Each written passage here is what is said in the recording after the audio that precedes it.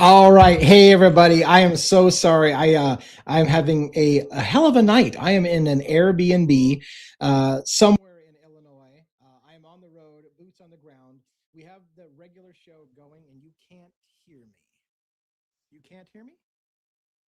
Oh fuck me in the Uh-oh. Uh hell can you guys wave? Anybody wave?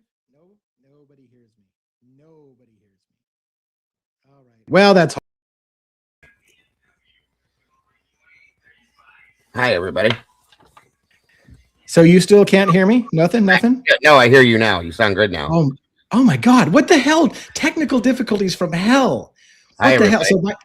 Hey, how you doing? Welcome to the show. Good. Good to see you. Forget about it. Look, here's the deal. It's going down again. It's going down? Oh, Yeah, it's you started talking. It's turning you down now. I'm going to come in as a guest. Happy Friday the 13th, everybody. Great to see you. I hope you're all having a great day today. It is the weekend. It's exciting. We got the boss man back with us tonight again. It truly is.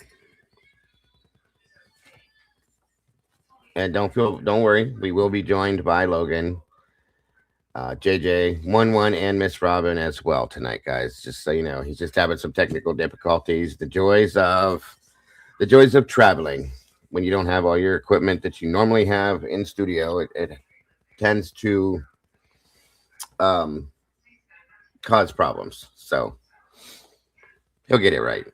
He'll get it right. But come on in, guys. Grab a seat. Please hit that like button and share this out. There's Miss Robin. Hello, Miss Robin. Yes. How are you?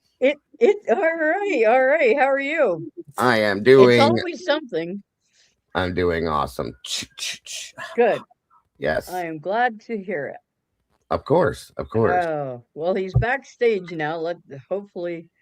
No, it's weird. It was almost like what there he is. Yeah. Remember what was going on with you before, where you were talking and it was just turning you down slowly? It's yeah. Like that's the same thing that happened to him. And it may still happen because I can't seem to join just as a guest. It's joining me back with all the resources, and that's probably the problem. So how is the sound at the moment? You sound good. It's fine. All right. Well, I'm super sorry, guys, for the all the technical difficulties. It's starting to go down here now. Here we go again. Hang on. Okay. Yes. Okay. Say something, Lee. Turned up. Oh, there he goes.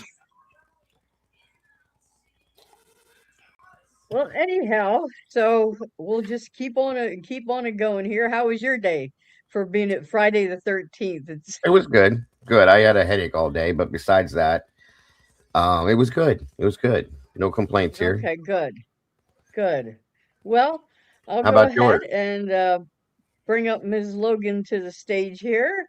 How are you doing today? So good. How are you guys? Wonderful. We're Bros and good. hoes. Yes, Frozen House. Hoes. It's Friday the 13th. We have a unfortunate anniversary today, but that's why we're all here as well. That's right. Because of crime. Yep. But it is Friday the 13th. Tomorrow is Valentine's Day. That's right. Yep. Very interesting few days we're going to have here. And you know, it's wild. I didn't even realize they were premiering that show, the Verdict Room, on Valentine's Day. I didn't realize that till I was making the thumbnail for it. So. Well, I'm just happy I won't be getting VD on VD because I'll be in the verdict room. So so you're going to get VR on VD instead of VD or VD. That's awesome. Perfect. That's the plan. That sounds like a plan to me. Yes, I'm excited. Hey. Okay. What's up, chat? How's everybody's Friday evening? Yep. It's warmed up here. Right, I'm going to go ahead and bring up JJ here. JJ in the heezy. JJ. What's up, everybody? How are you tonight? I'm good. How are you guys doing? What's up to the denizens, the meatballs? We are doing great. The believers and the mods. Woo, woo. And I saw her face. Happy Friday the 13th, everybody. That's right. I've been wanting to sing that. You need to make that like a a version of that your theme song, since you are the believer. I should. And one of these nights, one of these days, JJ, when you come in, when somebody says, "How are you?" you're gonna have to say, "Dynamite." Dynamite. You just Dynamite. Dynamite. That's For those of you that good didn't for get us that, that's from Good old Time. folks. Yes, JJ Walker. There Welcome we back, go. sir. Is this going to be any better? I wonder. I don't know. We'll have to wait until So I can far. talk for. Well, yeah, but I get 5 minutes or 2 minutes before they shut me down, right? It's good so far. Yeah. All right.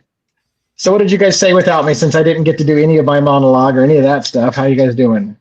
Good. We were just chit chatting a little bit till you were back. I told I appreciate.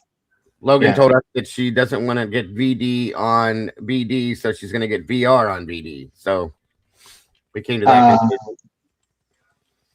The verdict room is tomorrow night, and that's VR instead of VD. So, yeah. Uh-oh. Is he frozen Every single- for real? Or I think he froze. There we go. No, Okay, his now head you're moved. moving. And I Wow, told I Jay- can't do much. Yeah. TA, man, he's running up against it tonight. the internet is not working with him. No. Come on, what's the story? Airbnbs don't know they need to have good internet. Yeah, But what's this- the matter with that? He They might just charge have so to go much off money. his cell phone you network. know, I that don't should know. be No a idea. bare minimum. I am on my cell phone right now. I'll get better service on my cell phone and 5G than this fucking B&B. Sorry, pardon my French. Now I'm just getting irritated. Oh, that's okay. Yeah. That's all right. It's dynamite. Okay. Yeah, I'm getting better speeds on my cellular network than I am on the at the Airbnb. That's 2 Airbnbs. And by the way, don't go if you're a streamer and rent an Airbnb without clarifying what they mean by high-speed internet. 50 megabytes per Right. second or 26 megabytes per second is not high-speed internet. I'm sorry. No, it is not. No. All right, are we holding steady, or do we think we have a chance at this, or no? Well, let's go. Let's do it. We're gonna do it live. Do We it need live. You want me to more. bring We up need one? one more. 1-1's not here. Yeah, it was 1-1. All right. One Oh, that's more. probably gonna crash. That's probably One gonna more. crash my system. 1-1 in the easy. The Well, his house. Oh, Evening. good evening. It's the Hello. whiz on one into his house. Yeah. Wonder if I could talk that way through an entire stream one time. What do you guys think? I don't know. I'd probably end up going to the hospital or something from like messing with my own head or something, Yeah. Do you want to go ahead and read us in 1-1, or Sure. how about her? Is it good to be alive in the den Always. on a Friday night? It's Friday night, right? I Friday it is night. Friday. forget the days. I forget the Halloween. nights. I Friday don't the know. 13th night. We're part of the Matrix, and it's Friday the 13th. So Hell yes. Juliana, Jackson, hope you're feeling better. And to my beautiful wife, love you guys. There's a moment right before certainty where the truth still has room to move. This is Devil's Advocates, not a place for conclusions, a place for hesitation.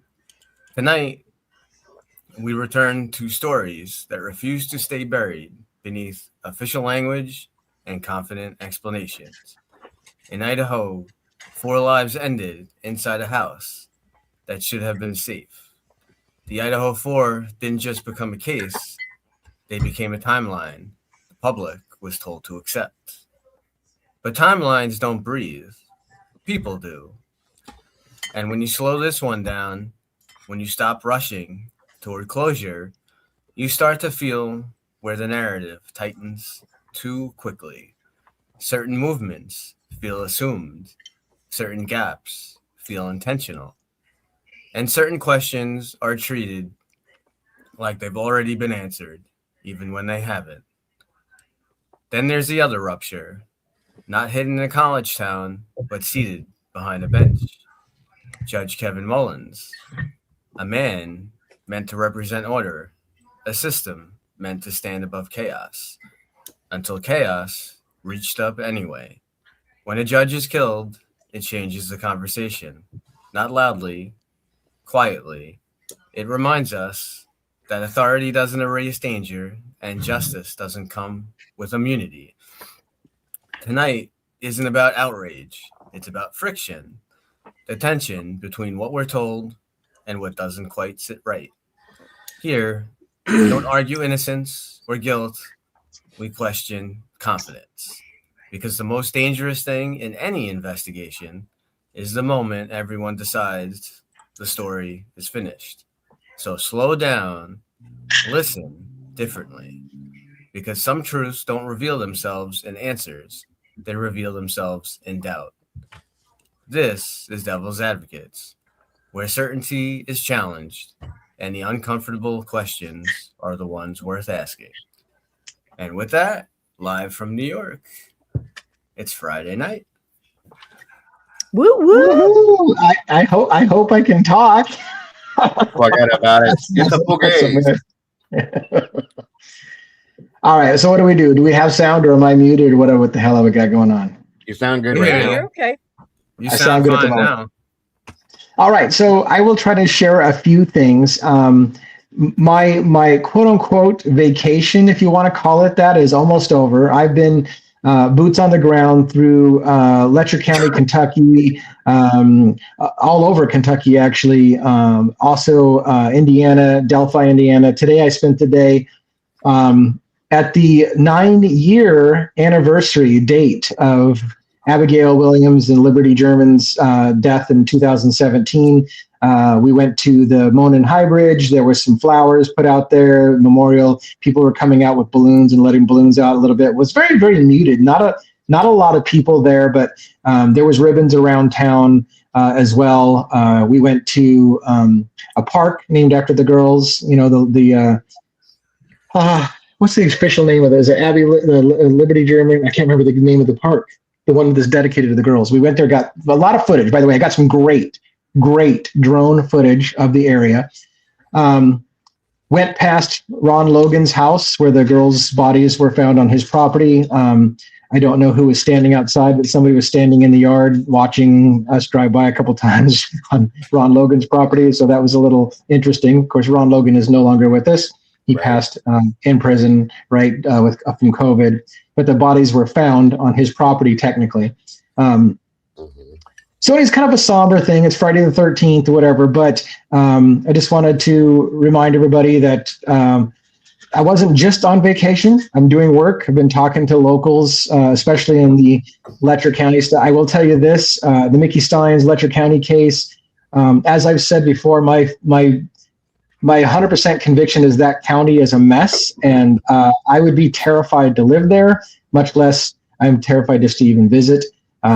Delphi, not so much. Delphi doesn't have a creepy vibe to it, but I'll tell you, Letcher County, and it was funny because I will tell you this, and I want to make sure that I'm not making allegations, but I have heard stories and rumors of corrupt city police, corrupt sheriff's department, and corrupt Kentucky State Police. So there's literally no one in law enforcement to go to. If you found yourself pulled over, you can't call one of the other law enforcement agencies and say, hey, I'm a little bit terrified about this law enforcement, because every single one of those departments in that county, everybody thinks everyone in every one of those law enforcement departments is corrupt.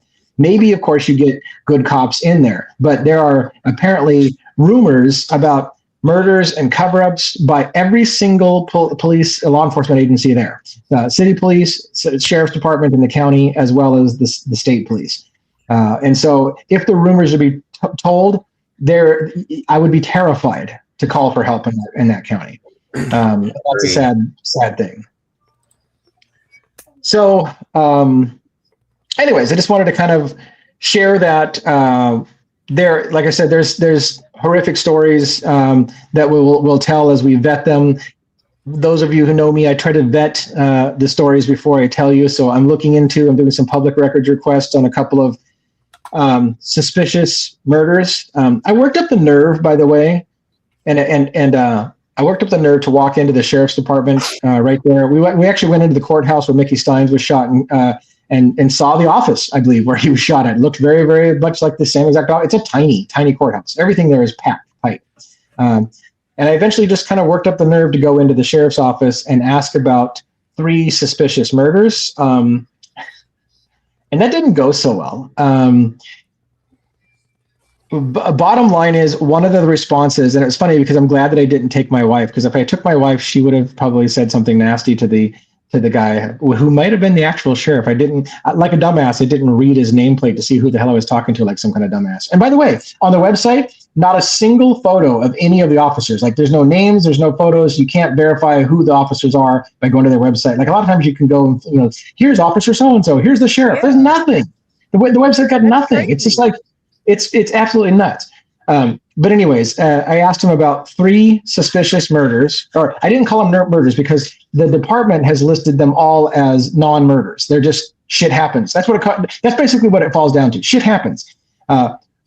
And so basically I asked about one, and how do I word this? I asked about one suspicious murder that the way I worded it, the guy acknowledged that he knew exactly what I was talking about, but it's not the official story. It's hard to explain. They ruled it basically an accident, and I worded it not as an accident, and he knew exactly what I was talking about, but he said that he didn't have any paperwork on it. Just like, no.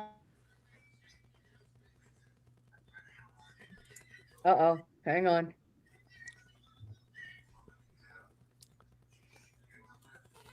You're silent, DA. Yeah, the system's muting me. The system's muting me. Yeah. So anyways, one of the answers he gave me, just to cut to the chase, because I realized I'm talking a long time, was I asked him about one particular suspicious death that happened. Huh? Your sound went out. Do you guys hear me? Mm-hmm. Yeah. No, Yeah. we hear you. We hear you. Yeah. So Rhonda's on delay behind me, so she heard me when they lost it. Yeah, that she's gonna have to not. She's on delay, so she doesn't realize I got it back. Anyways, I asked him about a suspicious murder from about 15 years ago, and his response was, "Well, I wasn't working here 15 years ago." And I was like, and I let it go, but my wife's like, "They don't have fucking computers? Like, you can't look that shit up? Like, your answer is, well, I wasn't here 15 years ago. That's your answer of you don't have anything on that case because you weren't working here 15 years ago." I just kind of let it go because I determined it was a waste of my time to be there. To translate that, what that truly meant was, I'm not going to help you. I don't want to help you, period. Right, So, right. That's exactly what that was. And so I just kind of decided it was futile and a waste of my time and a waste of his time. So I just left. But man, that county's a mess. It feels like it's a mess. But who knows? Sounds like it.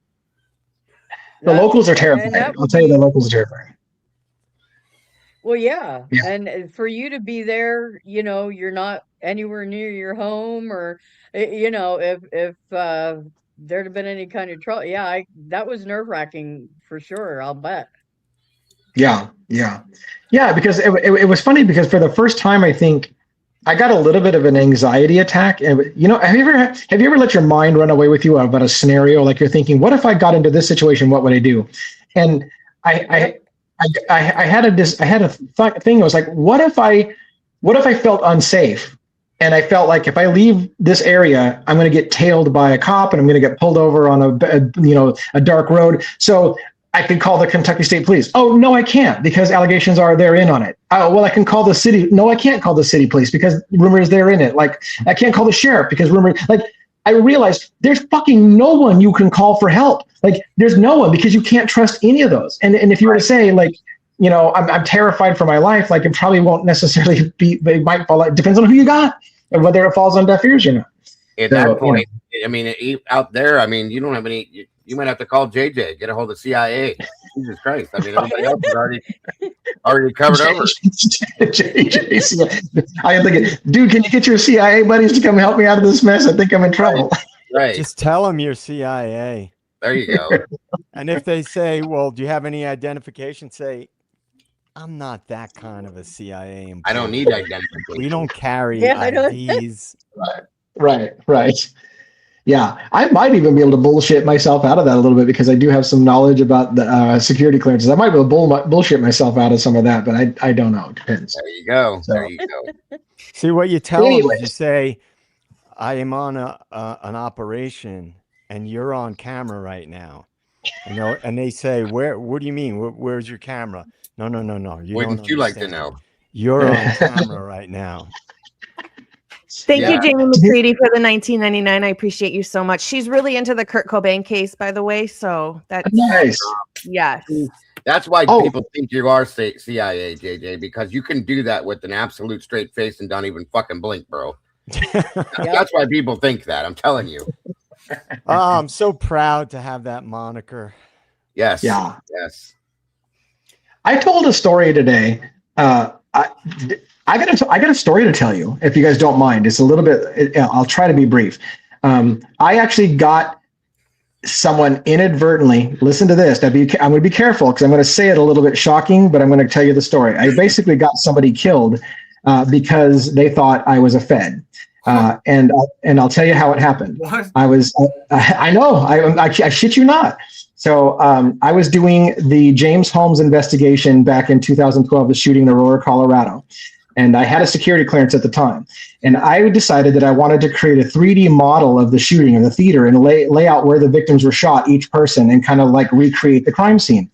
Somebody online had already done that. A YouTuber by the name of Thomas Brinkley, it was his name on YouTube, had already done it. And he had a panel of guys and they were going through this 3D model they used like in SketchUp to create the thing.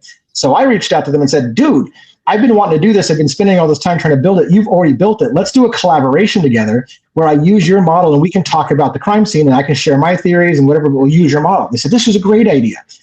And then I did the dumb thing. I said, by the way, full disclosure, because some people are a little sketchy, I've got a security clearance. I work with intelligence agency, but I'm just an IT guy.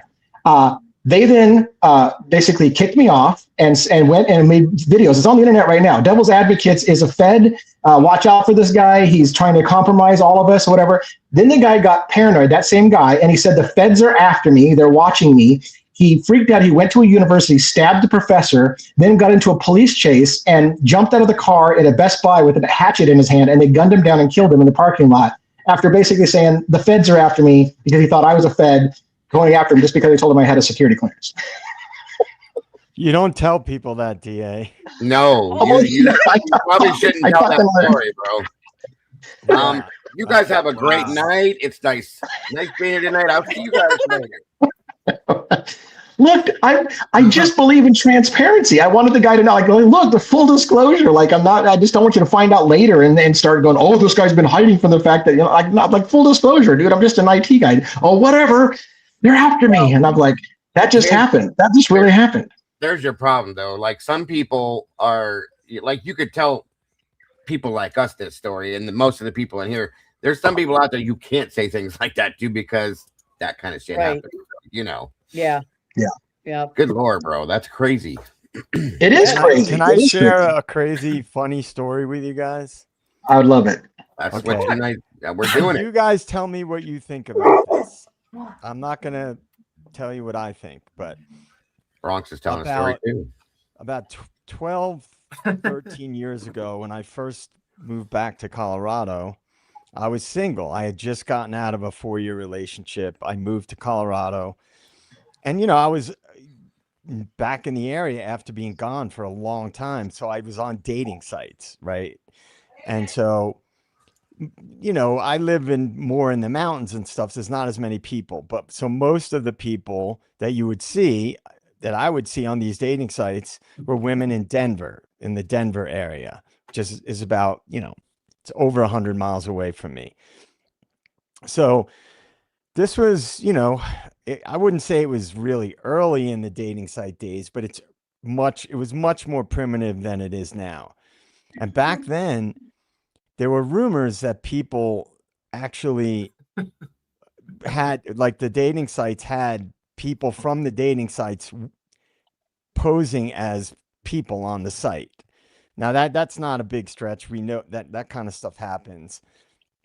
And at one point I was communicating with this one woman, and at one point I got her to admit to me that she worked for the company, right? Yeah. She was a marketing person for the company. So after that, I was really suspicious. So if I would get somebody that was acting weird and saying shit that seemed a little suspect, I would say, are you a Confederate? And if you Yeah. know like anything about psychology research, a confederate is somebody who's working with the experimenters posing as a participant. Yeah. So I would say stuff like that. And then it evolved into me saying, are you a spook for the company? Right. So you guys out there, if you don't know, a spook is slang for a CIA operative, right? Yeah. After I said that, it was August. It was the middle of the summer. I got a little pop-up on the top of my phone. Like I'd never gotten a little pop-up from a dating site before. I didn't have like notifications on or anything. And it said, it had a picture of a ghost, like a little cartoon of a ghost. And it said, come join us for a spooky good time.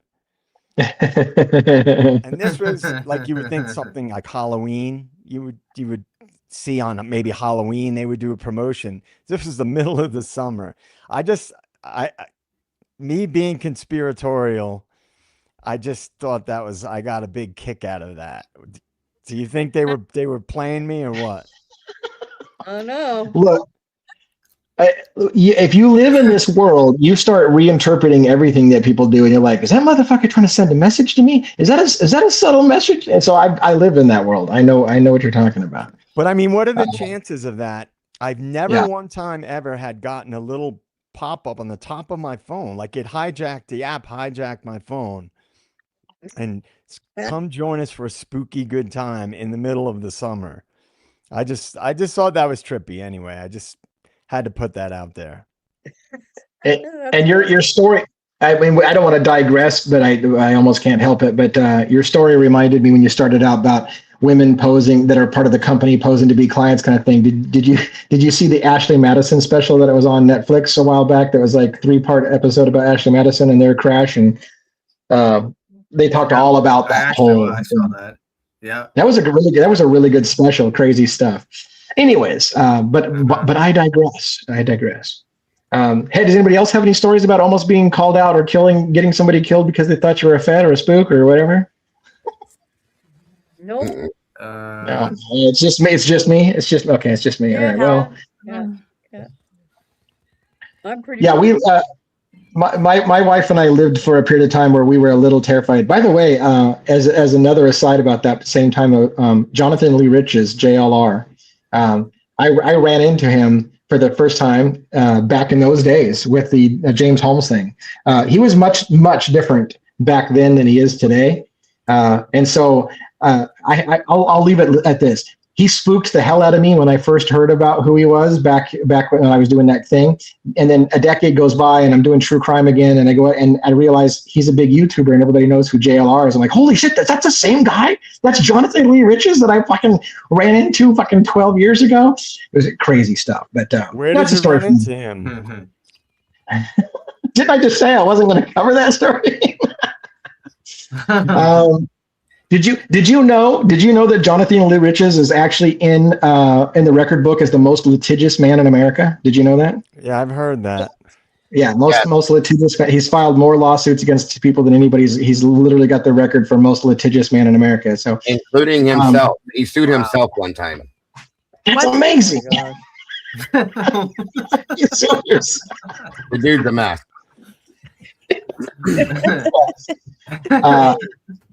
Yeah, let me be careful how I say it. Did he have a? I was a blogger. Deposition on both. I'll leave the story kind of a little bit ambiguous. I was a blogger. I wasn't a YouTuber. I was a blogger. So I was just writing. And Jonathan Lee Riches reached out to me. I didn't know who he was. He said, "Hey, I'm Jonathan Lee Riches. I followed the case that you're following, and I have some insider information if you want it about this case." I'll leave it at this. The information he was willing to give me, I thought, how the fuck did you get that? That's illegal. There's no way you could have got that. So I started to look into him and found out that he had just recently got released from prison, that he had a record for doing shit. And I was like, oh shit. Like, while I'm super tempted to know what he has, I know that he had to have done that illegally. So I'm out. And then I got kind of terrified because I saw him doing a video on Sandy Hook. and he was doing some batshit crazy stuff, like driving around a cemetery with little dolls and stuff, and making fun of the kids and stuff like that. And I was like, oh my god, this guy's nothing. He's gonna kill me. And so I just distanced myself. And then now all of a sudden he looks kind of more straight laced and doing regular investigations and looks a little bit more. The Sandy Hook stuff is when he got in trouble again. That's what got him in trouble. And then after that, he went pretty much straight laced after that. So yeah, he seems much different today than he was when I kind of got introduced to him. So yeah, he did something there that I didn't think I could ever get over, but I did. Because I'll say this much with him, like when there's stuff going on, like Danilo Cavalcante, the manhunt for him, and this stuff with Nancy Guthrie and stuff like that, he offers his live stream boots on the ground to everybody that wants to stream it. Tells everybody to put it out, so on and so forth. There's a lot of people don't do stuff like that, so I'll give him that much. But yeah, like even today, I feel like I wouldn't have a problem talking to him. At the time, I was kind of a little bit terrified about him because I thought he was really, really unstable.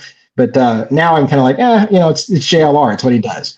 So he's always I always wondered if he was like on the spectrum or something, because he doesn't like react like most people do. Like he'll do something really funny, but he's not trying to be funny. He's trying to be serious, and it's funny as shit. And then and reverse that too. Like he's trying to be serious, and it makes you laugh. Yeah. Like, oh, buddy, I don't know what you're doing here, but watching him with the Idaho forest stuff, like he's like, and look, this is the fraternity, and they're here. Look, we've always made fun of him. I'm gonna go knock on their door. Yeah. We've made fun of the fact, like, we could be covering a new case, and I'm like, just wait, guys. Wait a few minutes, and JLR is going to pop out of the tree over there somewhere, because that's what he does. He just appears everywhere. It's hilarious. Didn't he get run out of the King Road residence area? The dude with the flags on his truck, like, was threatening to take his life. It was crazy. Yeah. Yep. And then he had that guy arrested on live on camera. The guy got arrested. I was like, Jesus Christ, JLR, what are you doing now? He got the guy arrested that was threatening him? Yes, right there. He got arrested live on camera. That's crazy. He was like living in that area during that time, and he was staying over there for a while. Yeah, creeping around the town everywhere, like talking about people that worked at restaurants and different people. And like I watched some of his videos where it was like 3 a.m, 4 a.m, and he's walking around and he's freaking people out, just like it's the middle of the day. You know, he's walking around in between buildings. Like I'd be like, dude, he reminds. Have a self-awareness, man. You're walking like creeping around people's doors. It's like 4 a.m. It was just a quadruple homicide here. He reminds me in some ways right. He reminds me in some ways of Jason Estes, because he's kind of bald and kind of like super like, like full of energy, right in your face kind of thing. And I was like, there's like some similarities with the way those guys. But anyways, it was interesting at the time of my life, and it was funny because, like I said, I was just blogging. Never expected to be back doing YouTube again. And I never expected to run into him after this. By the way, I'm learning cool things on this trip. I have never had. I guess Indiana is famous for tenderloins. They pound the hell out of these tenderloins and make them like the size of a dinner plate, and they put this little tiny bun in the middle of it, like it's like a hamburger, but like it's like a little tiny bun with a plate-sized tenderloin that's been pounded out and breaded. But it was delicious, and apparently it's their thing, so that was cool. That's not keto. That's not keto approved. Sir. I'm trying to work myself back into keto, but I'm carb addicted again. It's horrible. I got to get back into the protein and off the carbs. It's killing me. Yeah, it's killing me. My wife lost 115 pounds on keto, and how she stuck with it, I have no idea, because by week 3, I was ready to like kill somebody. Literally. I lost 100. I lost 140 pounds I did keto and intermittent fasting. Yeah, and that's what I did. I lost over 100 pounds the same way. Intermittent fasting. Yeah, for sure. Fasting is the key. It's really, really good for you. Thank you, Ange. Oh, by the way, Ange K, hold that up on screen. Ange K. Wait a minute. Let me get it back.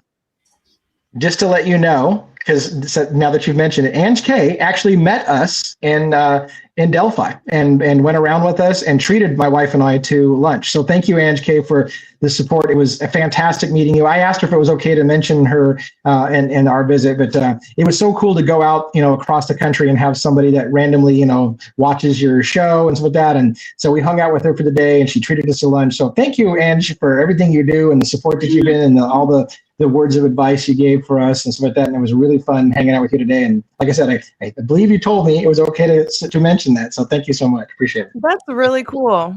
I think I missed one or two. I'm sorry, I didn't see them. I think it's Bianca.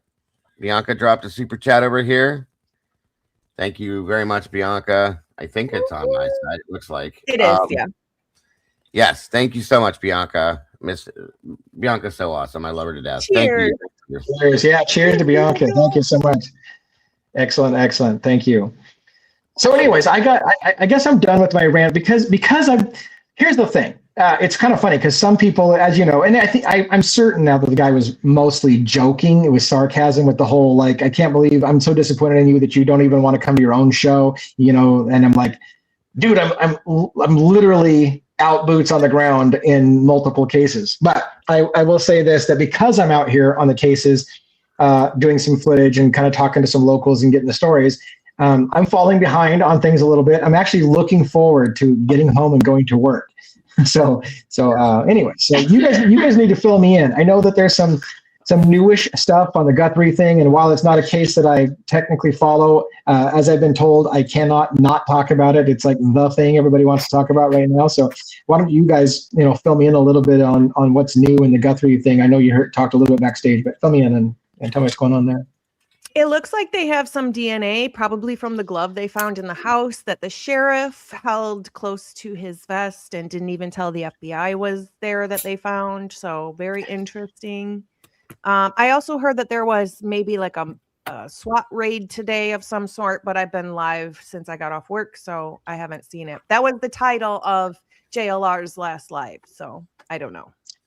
I got to tell you, the same thing happened in... Go ahead. Yeah. No, I was just going to say, there's another video. We got a Defense Rest gave a donation. Yep, we have awesome. Thank you. She says, welcome Taya in the chat. Thanks for joining. Yeah, welcome Taya. Welcome, Taya. Yes, welcome. Thank you for the Taya. There's a video. Yeah, go ahead. I was going to say, there was a video they had. It's a short video they put out yesterday. I don't know, it's a video, like, whatever. It's a few seconds. It shows a guy kind of wearing the same outfit, but he doesn't have a gun. He doesn't have a gun on the front. The guy doesn't. There's no mask. It does look like there's some kind of heavy object in his jacket. What's suspicious about this guy is that he has two backpacks. One of them kind of looks similar to. I didn't, myself. I didn't do like a deep analysis like matching. I know, so I'm not sure exactly if the backpack matches perfectly to the one that's in the other video that the FBI released. But it's also, I think it's about 5 miles away that this video, and it's in color, and it kind of shows this guy like he's holding two backpacks, and he goes over near a fence, puts the backpack kind of over. It looks like he's seeing like if he could open the fence or whatnot, and then he walks away. So it's suspicious. Like, what are the chances of a guy 5 miles away in the same night, kind of wearing somewhat similar clothes, and has the backpacks and all the stuff? But that's really all. Well, and here's the thing. My mind's a mess because, as typical, somebody talks and I got 10 things now that I just came up with, I just thought of. One of which I was going to comment when Logan was on about the whole sheriff department not talking to the FBI thing. It's so common that local law enforcement and the FBI get in a dick swinging contest to see who's going to break the case first and get all the credit for it. And it's common for them to not work with each other. The same thing happened in the Luigi Mangione case when Tish was trying to get everybody in NYPD to catch the guy before the FBI did and beat them to the punch, and it was a race against the FBI instead of working together. Because, and here's the thing, I almost can't blame them, because sure shitting, both agencies are going to try to take full credit when they do get caught. And so if they're working together, they will try to jump the thing and hold a press conference and say, yep, we got him. And so they get tired of each other fucking each other. So then they just like, well, I'm not going to tell you shit because you're just going to take credit for it. And be the first person to get the press release out. So it becomes this horrible shit show, stovepiped, not working together. And from what I understand, this particular sheriff has a habit of not playing well with others, if you will, and holding things close to the vest so that they can take the credit. And I don't know. It just, I listened to that and I thought, same old thing with these agencies not working together because they want to take credit for the big arrest, the big catch kind of thing. So I'm sorry. No, I was just going to say. I was just going to say, and then they wonder why people get so frustrated with them is because they want the truth, they want justice, and they're out there having these pissing contests, and it's just not right. Yeah, exactly. The average person doesn't give a shit who got the credit for it, but that's what it oftentimes comes down with, and instead of working together. I wanted to say before I get too far past it, though, about the defense rest that came up again. Jody, working from Australia, she's been helping me get a lot of paperwork together and notes together, stories together of Letcher County. Huge boon. Thank you for everything that you do. Again, Taya and Brandy, who come on our show and talk to us, so share some of their stories, and the other people that we've started to talk to in the area. We want you to be 100% safe. We're working on the case. I just want you to know some of the stuff I won't again tell publicly until we get it settled officially. So, but I just want everybody to know who are waiting to see, why aren't we talking about it?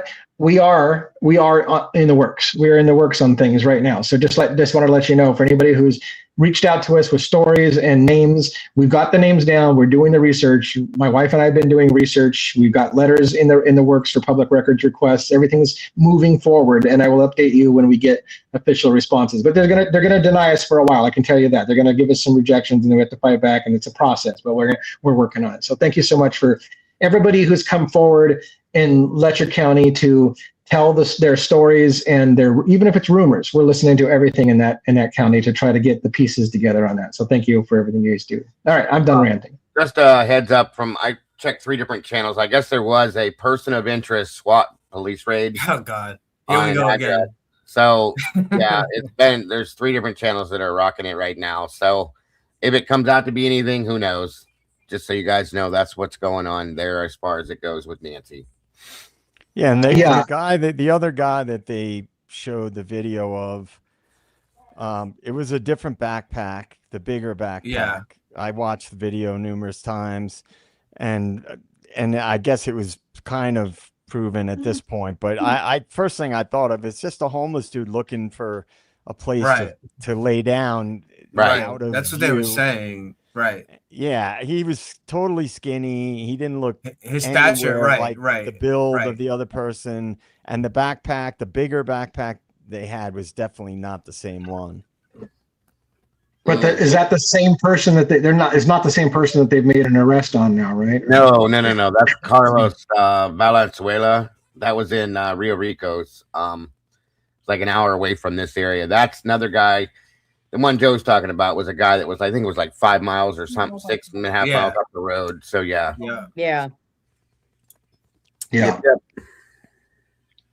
mean, the media will show stuff just to have something to show. You know, they'll be like, oh, look at this ring cam video, surveillance video of this guy. I told you, they got to keep you glued to the screen, and they'll show you every little thing. I think my biggest curiosity with this right now is why the sheriff is doing what he's doing.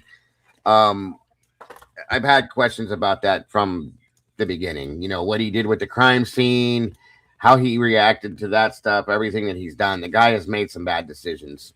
It is what it is. But like, at this point, he shouldn't even. I mean, I don't know how you could be a sheriff. Right. A sheriff, and I mean that The I fact mean, that he was gonna, and here's the thing that gets me. someone was brand that- new, someone even brand new should know not to do that. Right, and then he's fighting like you guys were talking about it earlier. He's fighting with the FBI, taking this glove and was going to send it off to a private lab. To why? Like, what are you doing? That why are you trying to keep things secret, especially from the FBI of all people? Like, it's just I've never seen shit like this. These people are insane anymore. Yeah. Like I said last night, guys. It'd be real nice to just see a case that's black and white, cut and dry, and we can't get that anymore. It's like not possible. One more example. It's funny you said that, Dago, because when you say, I've never seen a case like this, I feel like we're going to not be able to say that for much longer because every case is starting to get like this. Every case is starting to get secrecy, lies, hiding things from the public, not giving us half-truths. It's not going to be something you can say anymore. I've never seen anything like this. It's becoming par for the course to mislead the public, to not tell people everything, to hide things, to hide, and to... Yeah, it's becoming par for the course. Like we talked last night, it's just going to get worse too because of the things that are being passed through legislation. Other situations, it's going to keep changing and changing and changing until it's just this is what life is, and you either accept it or you buck it. And so Lee, I had a question for you. So now that I know you're busy, but if you had some time to think, what do you think the families in Idaho 4 based like for what this response was kind of from WSU, do you think the families are going to pull their lawsuit and then maybe regroup and just, I mean, they could still, right? They can try to come up with something to go after MPD or I guess, or something else.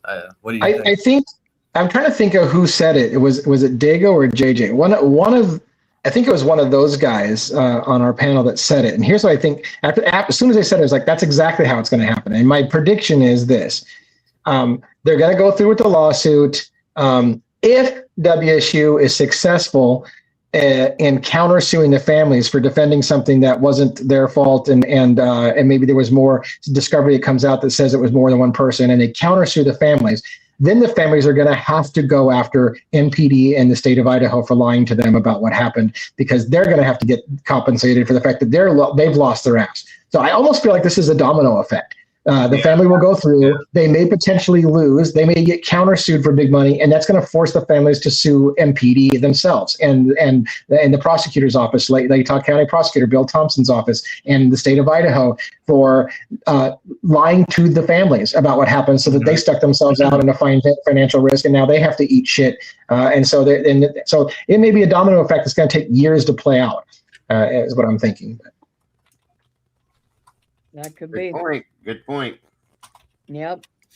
And I think it was one of you guys that said it. I can't remember who it was. I mean, you can speak up if you remember saying that to me, but one of you guys said that, and I was like, oh shit, that's probably right. They're going to have to go after MPD eventually, but that's only after if they lose and get countersued for, again, because what WSU said is, if we have to fight this, it's going to cost us lots of money, and if we do, we're coming after you for that money. Yeah, I brought that up last night. Yeah. And also there's a lot of, if you think about it, there would be motivation to keep the attention, right? So if you believe what I believe, that there was some kind of an operation involved with agencies in Idaho 4, on what level, we probably will never know unless there's a whistleblower. They want to keep the public engaged. They want to keep the public, because then they have more opportunity to push agendas like what we discussed yesterday, what Olivia Gonzalez, the bill regarding releasing crime scene photos and things like that. The more the public is paying attention, the more they can manufacture consent for different things like that. Right. So you got to keep it going. You got to keep the story going, keep it in the media in one way, shape, or form. I mean, why is that case still in the media? Think about it. Yeah. Right. When James Holmes was convicted, that was it. He went away, and occasionally you'd hear like an appeals update or, he was moved to a mental health permanent facility or whatever. But you never heard anything else following up on that case. Yeah. Right. I got to tell you, by the way, again, my mind's going a million miles an hour.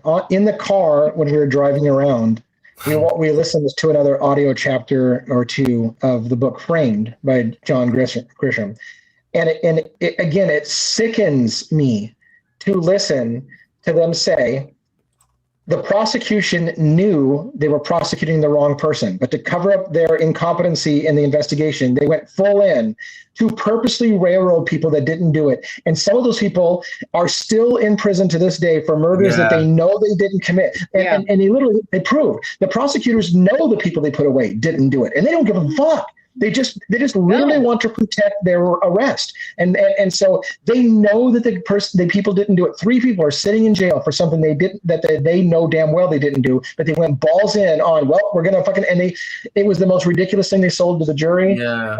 It happens over and over and over again. Once they've decided who they want to arrest and prosecute, it doesn't matter what the truth is. They're all in on who they decided to go in on, because they're not going to admit they made a mistake. And I feel like it's the same thing that happened in Idaho. They made a decision at some point. It was Brian Koberger, and it was fucking all in. And it doesn't matter what the truth is. It was all in on Brian Koberger. No. So. Yep. Thank you for the Thank gift, you, Amanda. Bianca, for the 5 gifted. Oh. Cheers for the gifts. Awesome. Cheers. So it's terrifying. By the way, I want to tell you another thing about I know we're all over the place, but tis the night. Going back to Letcher County for a minute. So drives me nuts. The plea deals, right? The plea deals. So going back to Brian Koberger, we're related to that.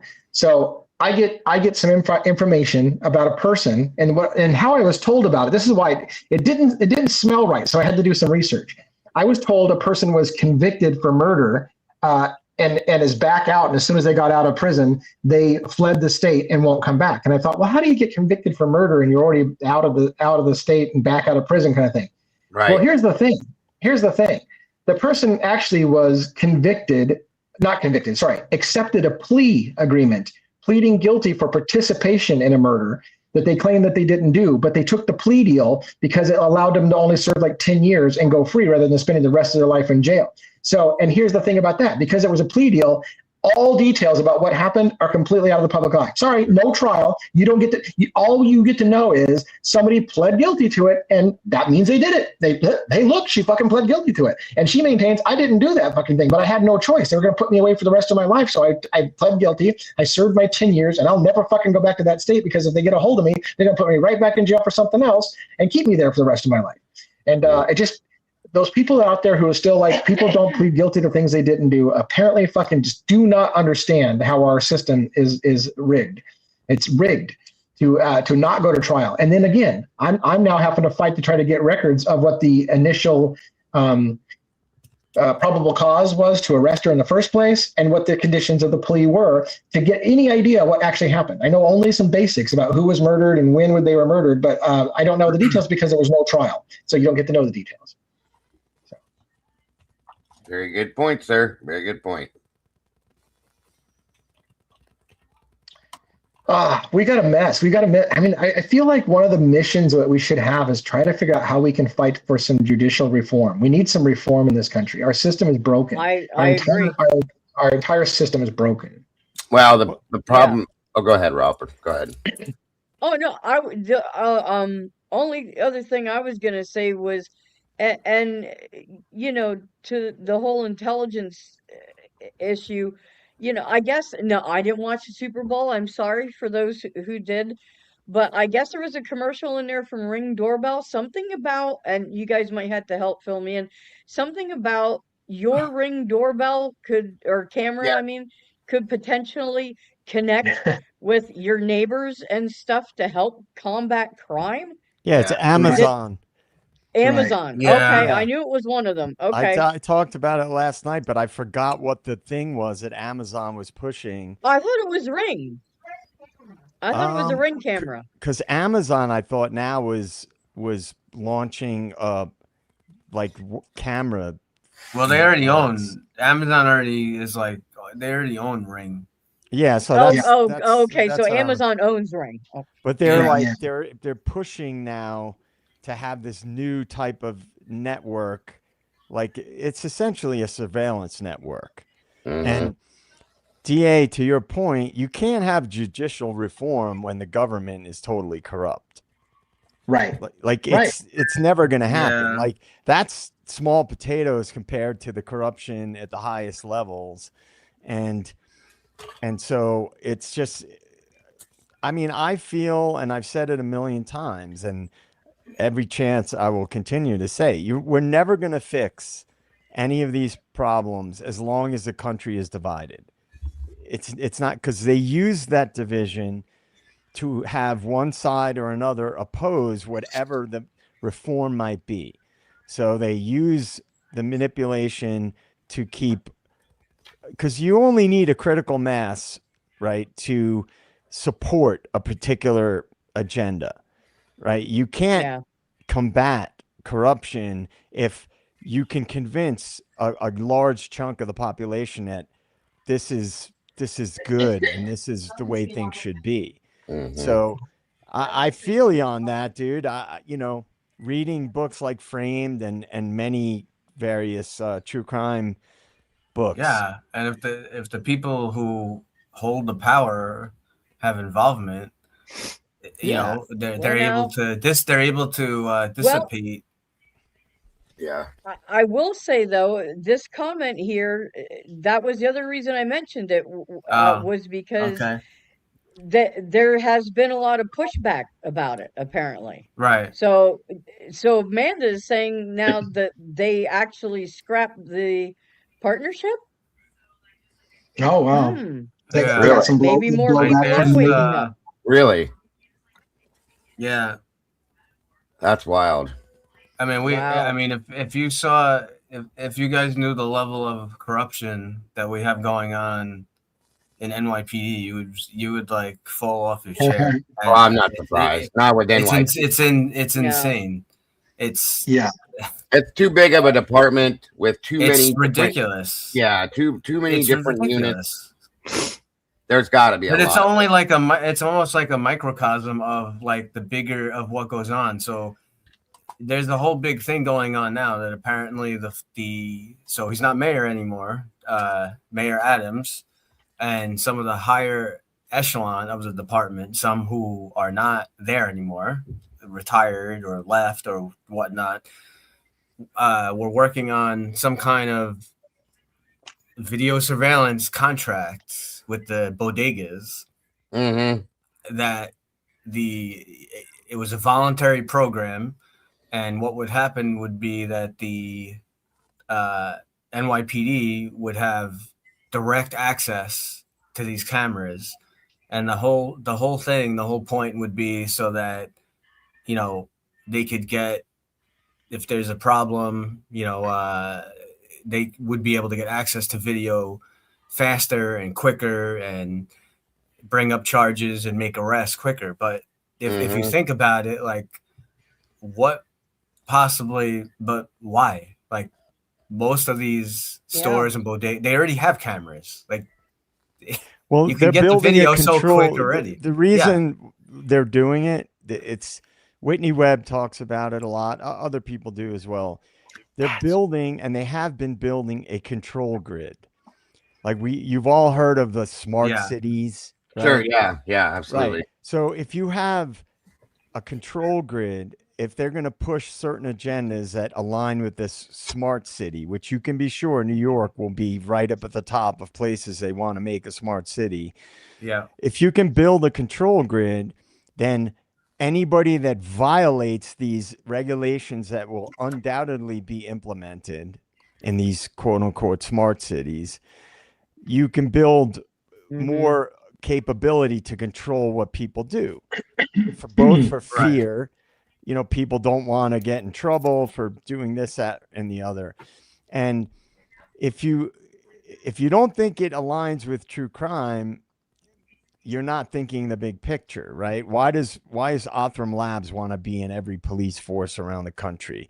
Why is the media now pushing these surveillance related technologies, right? It's all been, I would have never known about this stuff if I didn't listen to people like Whitney Webb and Michael Benz. These are Right. decades old agendas that have been in place. And anybody who goes down the rabbit holes has heard of the technate, right? They want to build a technocracy that aligns with these smart cities and all this other stuff. And so that is what I think a lot of these high profile crime cases will be used to do as well. Well, they Before- could be. I mean, you know, but Yeah. but you talk about Othram. I guess now they're involved with the Guthrie case now. Is that what They're I hear? going, if With they're that- not, I heard it. that I heard glove? they were. They're talking about sending stuff to them now. I'm surprised Stacey Chapin. Othram's big thing is they want to be able to move into catching criminals in real time, right? They've traditionally Right. gone to the cold cases thing, but their big marketing push is we can now catch criminals in real time. So that's their big push. They want to get in high profile cases and prove that DNA can catch people in real time, and that's their big thing. I have a long-winded, not super long-winded, but I wanted to talk about your phone contracts and your Roombas, but I want to make sure that other people have a chance to talk before I go on to another topic. You guys got anything? I know Logan's been quiet for a while and Robin mostly until just this moment, but do you guys have any other thoughts before I go fucking put us on another side tangent? Nope, go ahead. Oh, thank So- you, Angelina. Nice. Angelina says, JJ, do you follow Ivan Ranklin? I haven't. I've heard the name. I'm not sure. I'd like to hear more about it though. So here's one of the things that I fundamentally have a problem, and I just want people to think about this when you talk about those technology and true crime and the intersection of them things. So we have gotten conditioned in America to accept 60, 70 page mice type contracts that are all one-sided. You want to use an iPhone? Here's 67 pages of the user agreement, which no one fucking reads. You click a box that says you agree to the terms, and it gives the company, Apple, all power in that relationship and you none. You waive all your rights. They can do whatever the fuck they want with your data. And the response is, if you don't like it, then don't use their product. But they know that they got such a good product that everybody wants to use their product. So everybody's willing to waive their rights to use their product. And it's just the way it works. We've gotten used to America signing gigantic legal documents that we have no idea what we're fucking signing and just signing away our rights because we want that iPhone. We want it so bad that we will fucking sign away all of our rights. And now they're using, and they have for a while, Roombas, for example, to map your house and take pictures of your house without a warrant. And then your user agreement tells them, if you read your mice type, that they can share that with law enforcement. So if law enforcement wants to come raid your house, they can get a hold of your Roomba if you've got one and get video from inside your house kind of thing without your consent because, well, you did consent to it. You signed this 67-page user agreement that said your Roomba will take pictures and for diagnostics and supporting services. And then the fine print of that is, and they can share that with law enforcement if it's legally allowed to do so. And next thing you know, you're signing away cameras and microphones in your house for them to surveil you when they want to and say, well, did you read page 757 of your user agreement? It was right there. You give us permission to do it. So, well, that's the government is allowing that. See, Right. If we really lived in a country that valued freedom, which we don't, then that stuff would not be allowed. It would be considered unlawful.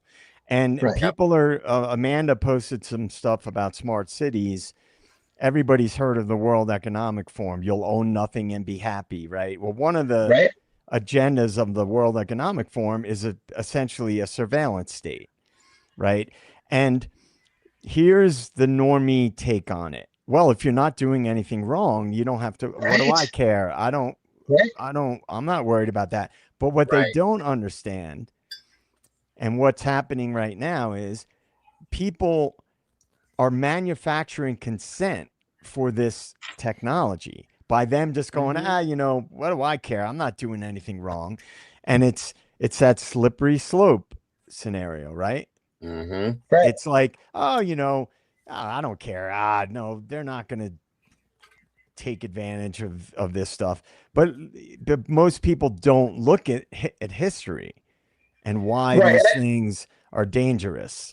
And I want to take it to a level of absurdity because the mentality of if you're not doing anything wrong, you shouldn't have to worry about it. My response is always wanting to say to that kind of person, So if you don't mind, I'm going to go ahead and put a camera in the bedroom watching you and your wife have sex, because technically you're not doing anything wrong. And if you got nothing to fucking hide, then why can't I watch it? I mean, you're not doing anything wrong, right? So why can't I watch it? Like, they know on some fundamental level the answer of, well, if you're not doing anything wrong, you shouldn't have to worry about it. Really? So let me hook up your bedroom with a camera. Let me put a camera in your bathroom and watch you take a crap. Like, do you mind me doing that? You're not doing anything wrong, right? So if you're not doing anything wrong, why should you care whether I'm watching it?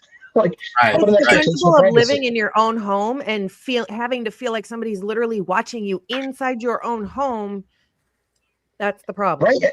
And courts have Right. always traditionally viewed your home as your castle, and you can't put cameras and microphones in people's. But again, we're getting conditioned to accept user agreements that put cameras and microphones in our homes and just get used to being surveilled. And it's always been a protected place in the courts, but it's being eroded, in my opinion. I hate to get all philosophical and long-winded, but you're right, JJ, in the sense that this is breaching into true crime, because now when they want to stop a criminal, they're going to get people's manufactured consent, if you want to say it, or your implied consent, because you're using technology. You want an iPhone, right? Well, that gives us the right to use your phone and turn it on and see what's going on in your house, so we can make sure the bad guy's not holding you captive. Hey, what's for your own safety? We can just turn it on and make sure you're safe. Make sure, like, they'll just bend the rules until you can do whatever the fuck they want and get around warrants and all that shit.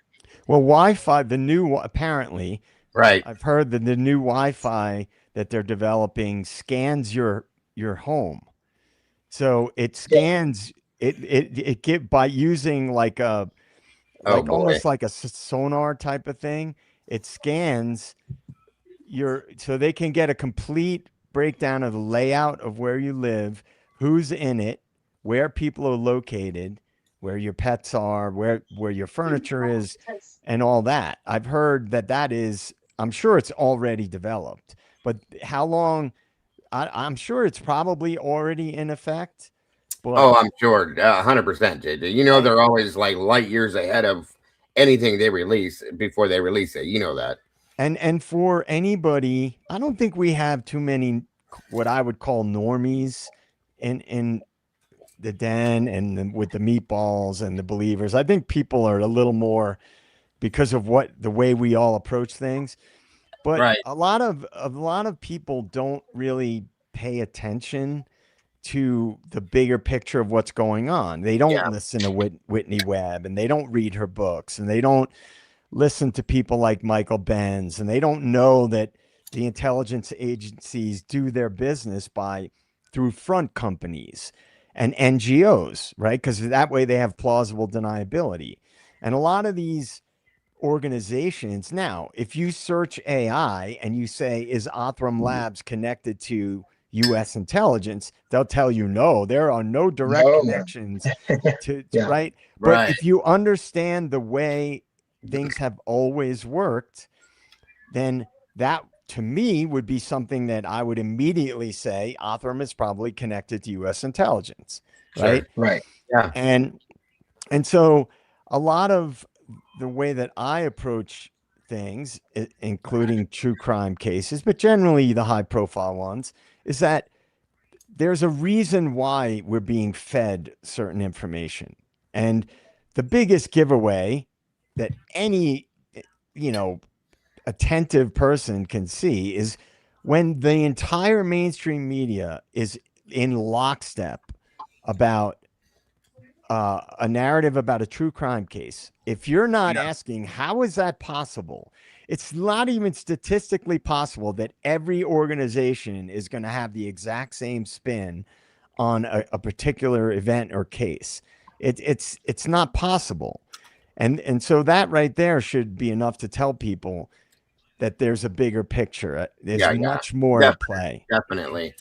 Well, but what you also have to remember is don't count the people out, because Amazon canceled their contract with what's it called? Ring. Well, no, it's the company Or Flock, Blank. Flock Safety. Oh, yeah. Flock That's right. Safety. Sorry. They as a result of the pushback from everyone over this commercial. So if we stand up and say things loud enough, and when we threaten them with dollars, with withholding our dollars, that's when they start to take notice. Right. Like if everybody were to say, for example, well, don't have an Alexa, in your house because it's just eyes and ears Right. for the government, and everybody stops buying their product, they're going to be like, hey, we need to fucking kick that deal out and make it known publicly that we don't put up with that shit. So yeah, you got to hurt them with the dollar and say, well, we're taking it. The problem is that for a lot of things, again, iPhone is a perfect example. So many people just love an iPhone and have to have the newest and latest, greatest iPhone that they don't care anymore that they're signing one-sided contracts. The people have to get smart enough to say, I don't want that phone so fucking bad that I'm giving up my civil liberties to have your phone. So if people don't wake up to that point, they're just going to keep doing it. So as long as they have a cool enough product that they're willing to give up your rights and your freedoms for that product, then they're just going to keep doing it. Yeah. Well, Robin, you nailed it. People complaining, I don't believe does anything.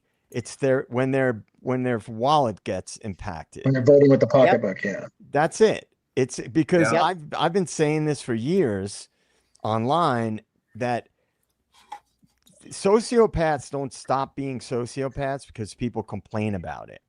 Right? They're going to do what they're going to do no matter what. And so, right? So I would interact with these big content creators on X, and they have this huge following and they're always posting all this stuff. And I had reached out to them saying, what we need to do is organize. We need to get people boycotting these companies. And none of them want to get involved. They just want to get their follower count up and they want to get their get monetized and things like that. But complaining online is not going to change it without any other things being done. Right. I feel like I have a point I want to make, and I hope I can make this. Somebody was pointing out, why is it, for example, I mean, we have a lot of people in this country that are kidnapped, for example, but Nancy Guthrie gets kidnapped and all of a sudden everybody in their fucking nation's talking about it, the whole world's talking about it. Why is she more important than everybody else? Why is it that if you're of a certain affluent status that everybody will talk about it, but nobody gives a shit whether or not your sister was abducted or whatever. So it's a catch-22 because the question becomes, are we doing a disservice by jumping on the high profile ones, or do you use the high profile ones to say, look, if this is happening in this high profile case where everybody in the world's watching, imagine what's happening when you don't have the entire world watching. It should be a wake-up call that if this is going to happen right under your face in the biggest cases on the news, how often is this happening to the little guy and they have no chance of fighting this? Exactly. And that's what people need to understand. True crime, yes, there's the entertainment aspect of it, and it depends on what kind of channel you are or whatever. But true crime is called true for a reason.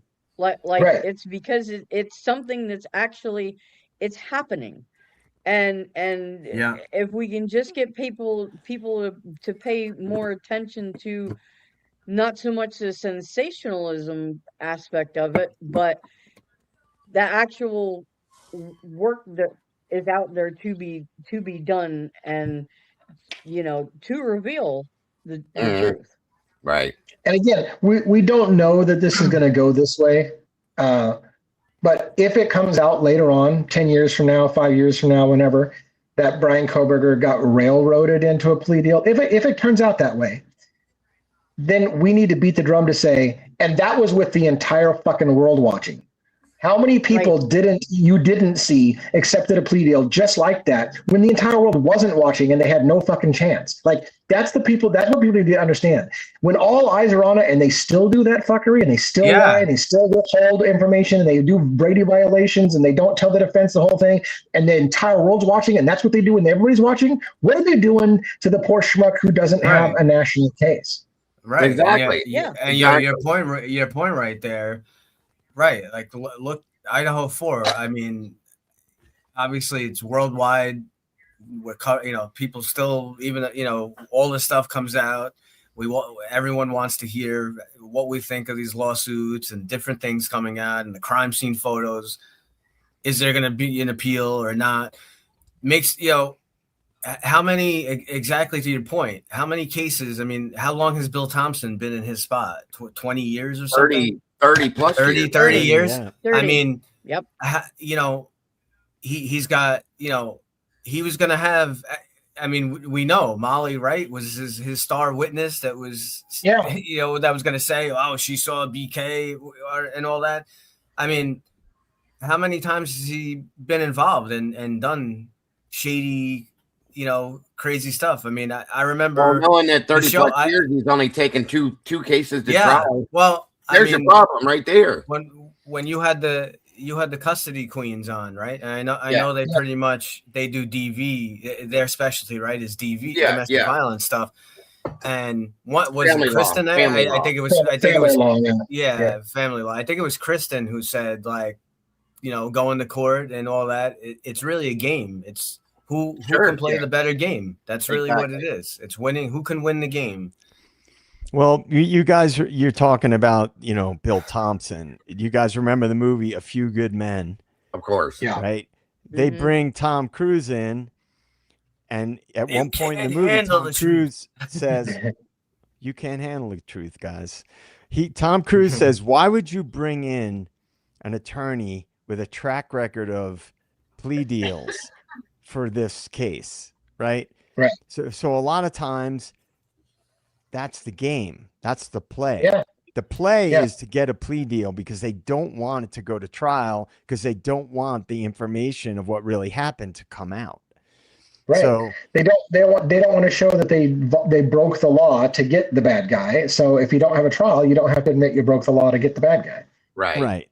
And a lot of people in the chat are dropping some good knowledge in there. And what I would say is, the Epstein case, right? That's a true crime case, right? But it has bigger implications.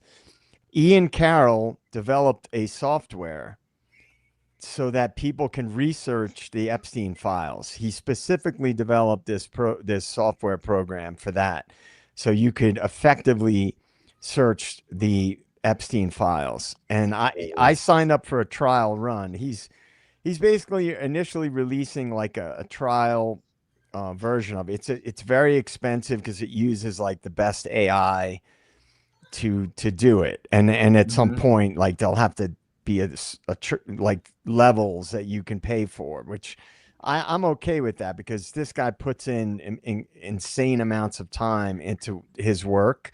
If anybody follows him, I don't agree with everything Ian says, but I mean, I think that's pretty ballsy for a citizen to put his time into developing software so that people can do their own research, which we know that the powers that be despise. Right. Citizens doing their own research. So Yep.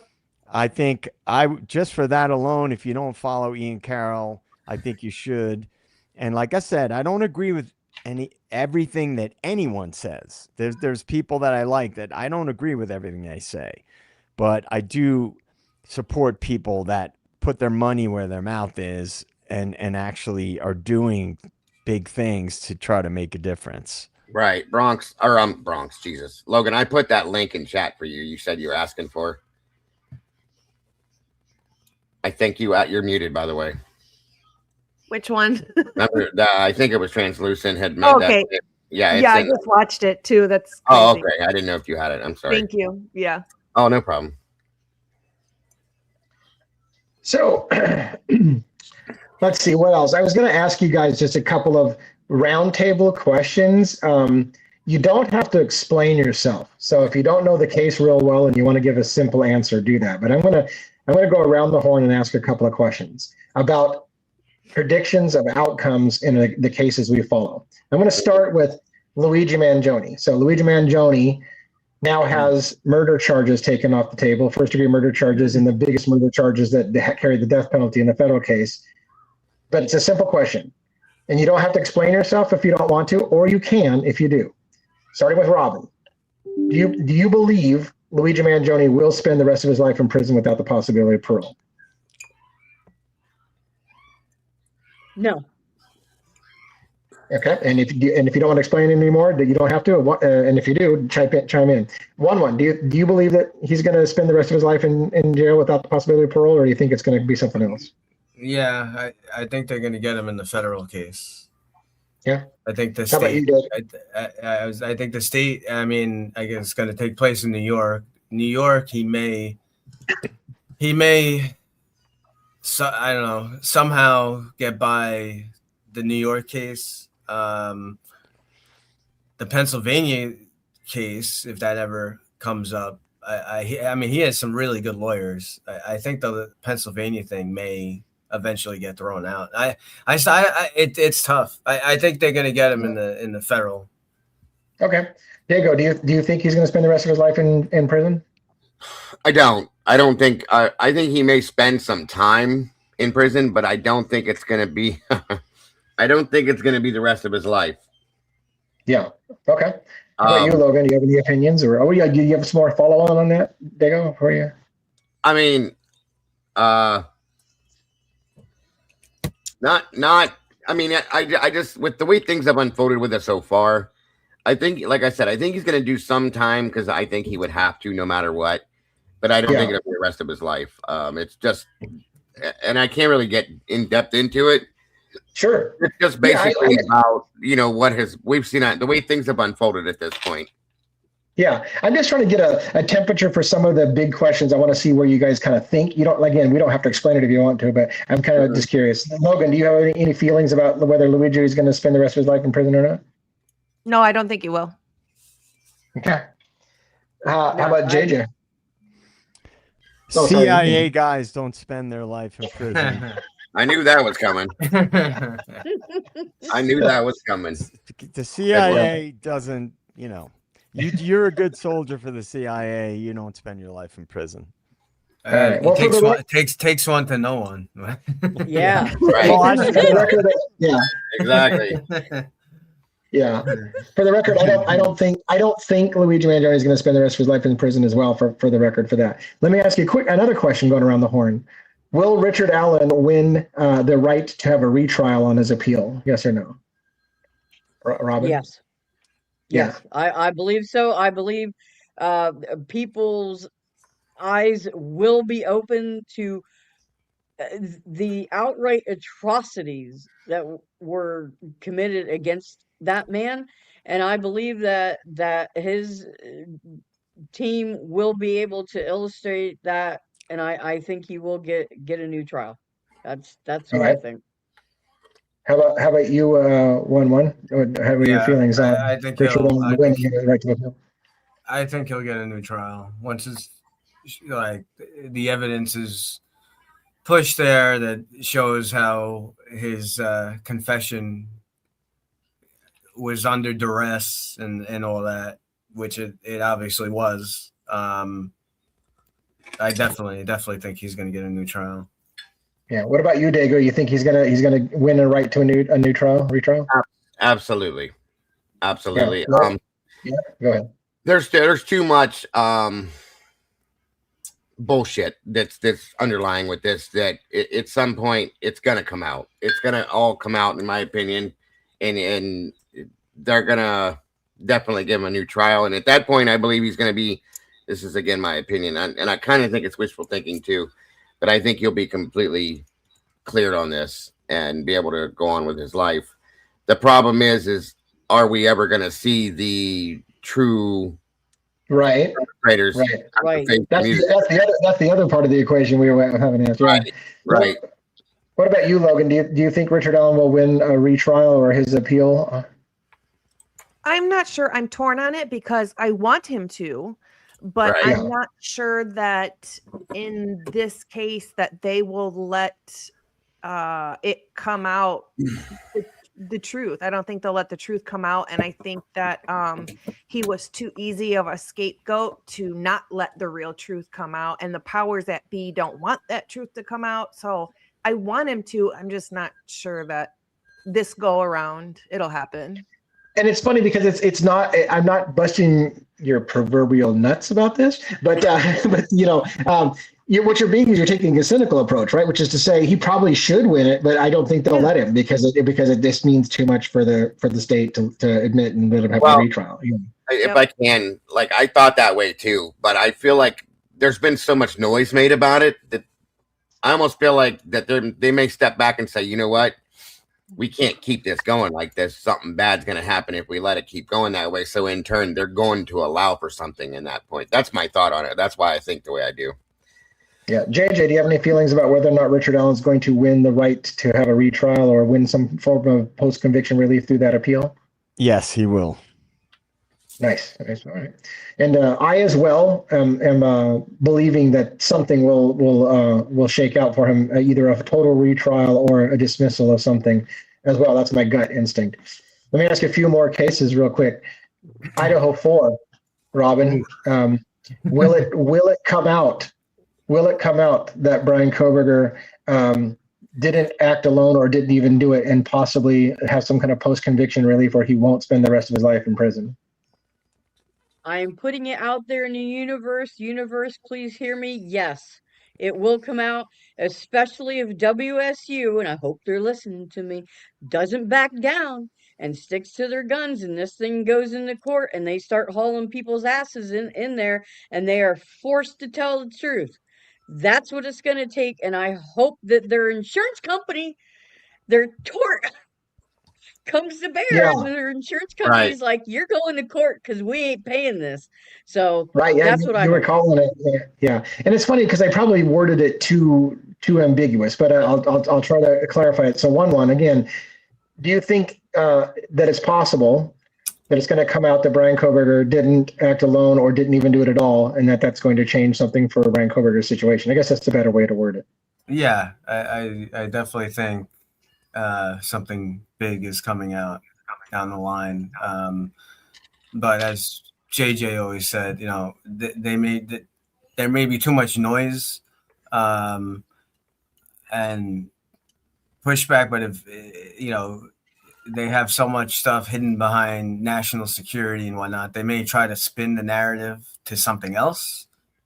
But I don't think they're going to. There's going to have to be something that gives. So we still might not get the full. We're probably still not going to get the full truth. Like I know everyone out there is like, oh, BK is going to appeal now, and we're going to get all the answers and everything. I don't think we're going to get the full answers. I don't. But I do. They're just going to somehow try to spin the story into something else that they couldn't tell us the full truth because something else was going on and whatnot. But we will see something will happen with BK, but I don't think we're going to get the full truth. Yeah. What about you, Diego? Do you think it's going to come out that the story that they told us and the plea deal that they told us isn't accurate and is going to be changed in somehow? Absolutely, 100%. Because, and I'm only saying that at this point because how many times have we seen the story change already? Knowing what we know is pumping up the hill right now. There's not going to be a choice given. I think there's going to be discovery released, and people are going to go, well, what's this, and this? They're going to start looking at the things that we've been seeing, and then some. And now, do I think that?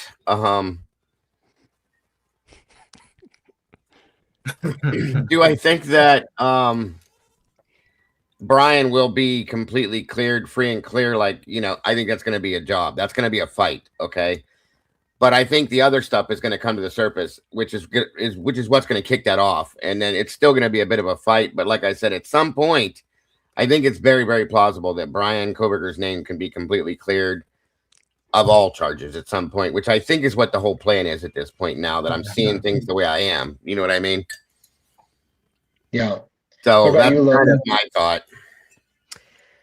I think that they're going to say that somebody else took part in it. It's probably either going to be Mowich or Kopaka, but whatever is filed, as much as I want more than anything Brian Koberger to be proven that he didn't do it, not just people in a jury say, oh no, he didn't do it. I want it proven that he didn't do it, or whatever. But I don't think it's gonna work that way. I think it's gonna be so long if it ever happens. Yeah. But I want JG, do you have any feelings about whether or not that it's officially going to come out that it didn't happen the way that they said it did? This is a tough one.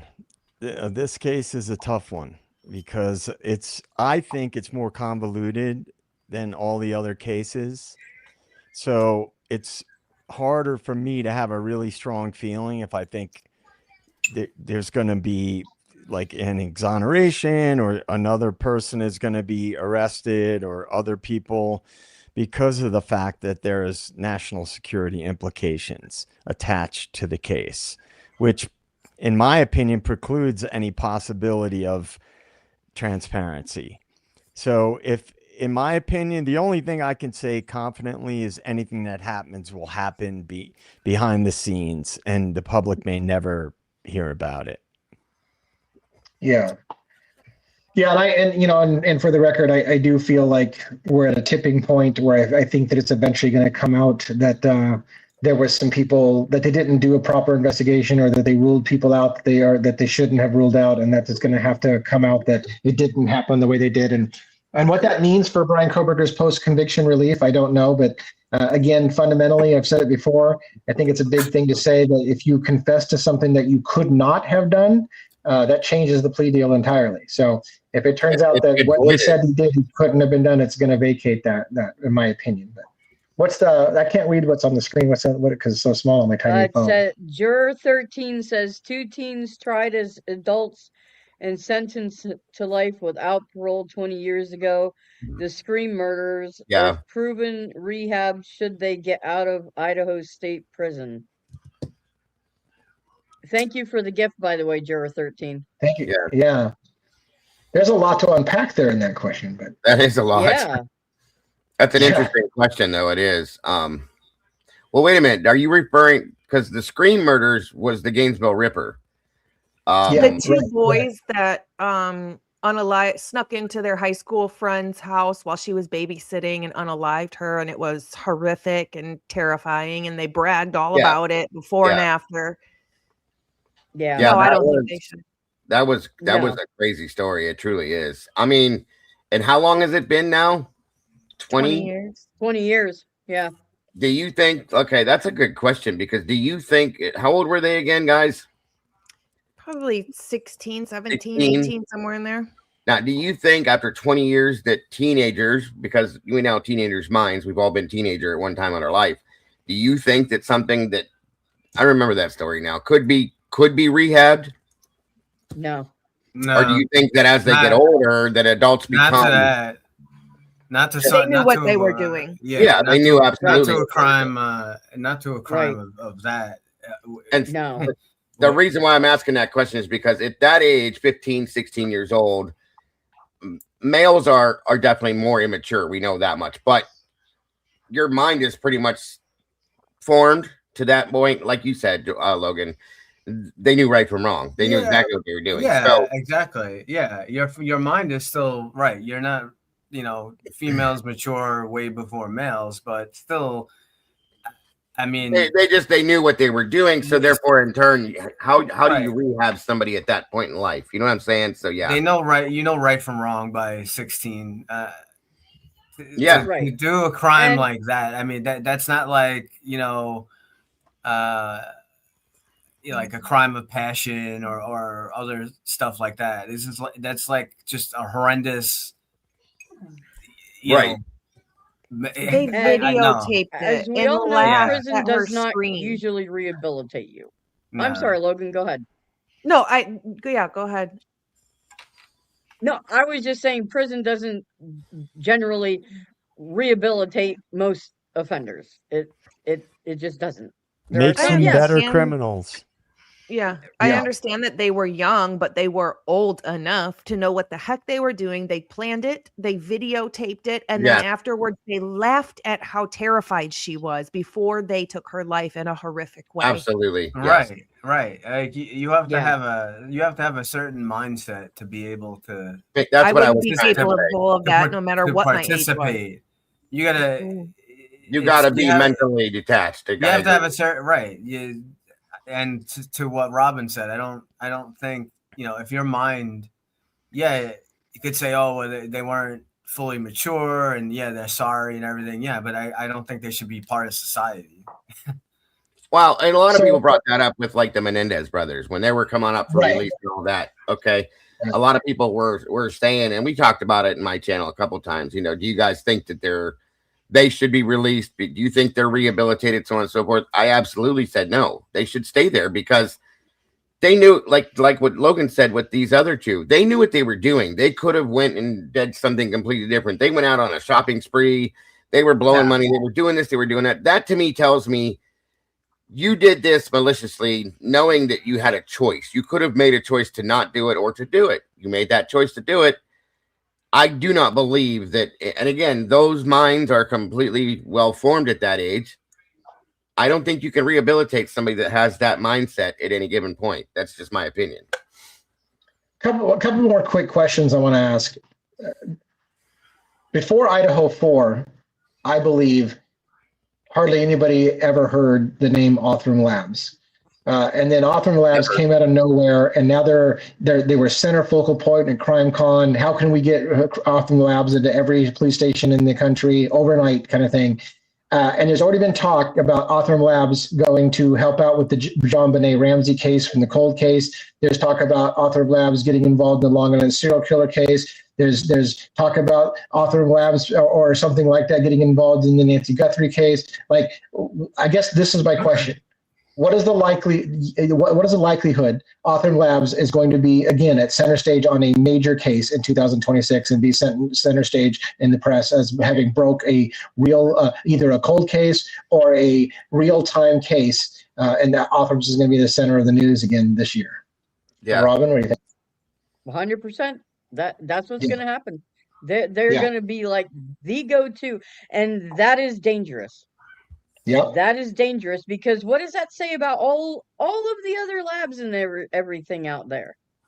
Yeah, people are gonna, every department out there is gonna want to send everything to Othram, and at that point, then you have more of a systemic issue with transparency. I mean, it's there now. If they're the only ones, and if everything is national security, we're never going to see lab reports and stuff like that. I mean, they're already hiding them now.